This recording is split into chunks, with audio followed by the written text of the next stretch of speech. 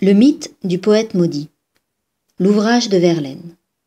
En 1884, Paul Verlaine publie un ouvrage intitulé « Les poètes maudits » qui présente les œuvres de plusieurs figures majeures de la poésie de la seconde moitié du XIXe siècle, dont il a été proche ou dont l'œuvre l'a marqué. Parmi ceux-ci, Arthur Rimbaud, Christian Corbière, Stéphane Mallarmé, Villiers de l'Isle-Adam et lui-même sous le nom de Pauvre Lélian, anagramme de Paul Verlaine. Ces artistes partagent une même difficulté à vivre, une profonde mélancolie, parfois même une certaine marginalité sociale. Leur œuvre, selon Verlaine, n'est pas reconnue à sa juste valeur par les contemporains. Le poète maudit est aussi un poète méconnu. Verlaine s'inquiète aussi du peu de cas qui est alors fait de l'œuvre de Rimbaud.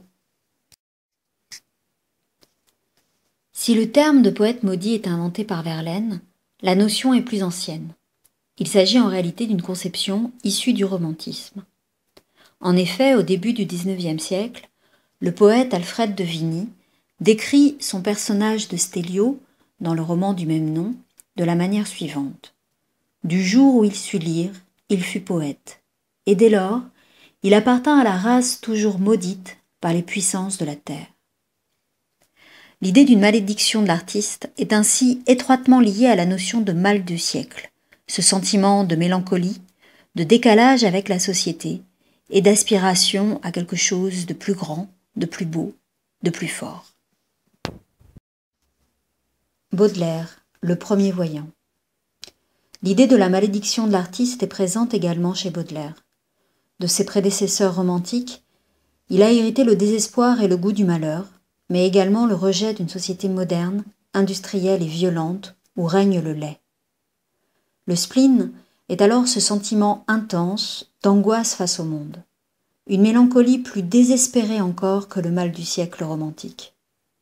Pour Baudelaire, le poète est nécessairement un étranger dans ce monde, rejeté, un marginal. Les caractéristiques d'un mythe. La sensibilité du poète complexifie ses rapports avec la cité. Il semble être en perpétuel décalage, mal à l'aise dans une société transformée par l'industrie et le commerce. La malédiction passe alors pour indissociable de la sensibilité artistique. L'artiste devient un écorché vif, voire un martyr de l'art. Le rejet des normes sociales, une attitude de défi, l'usage des drogues, une mort souvent prématurée, la misère ou la folie sont interprétés comme les symptômes de cette malédiction. Les aspects de la vie de Verlaine et de Rimbaud, qui scandalisent la morale publique, renforcent le mythe naissant du poète maudit. Le fossé se creuse entre une littérature qui entre dans le système économique capitaliste et qui fait la part belle au roman, et une littérature plus confidentielle, qui ne permet pas aux auteurs de vivre et les oblige à exercer un second métier. Mallarmé est ainsi professeur d'anglais, Villiers de l'Isle-Adam est journaliste, d'autres, comme Verlaine, finissent leur vie dans la plus grande des misères.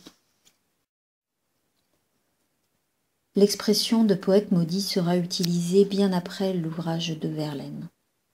D'autres poètes recevront ultérieurement ce qualificatif pour diverses raisons, comme Gérard de Nerval, Lautréamont ou encore Jules Laforgue. À l'étranger aussi, la notion aura du succès et servira à qualifier l'Américain Edgar Poe ou le Canadien Emile Nelligan. La liste ne sera jamais close, et puis près de nous, il y aura encore Antonin Artaud, ou enfin, dans la culture rock, Jim Morrison. Cela signifie que la conception romantique de l'artiste, dont la sensibilité exacerbée serait un don et une malédiction, fait aujourd'hui encore partie de nos représentations.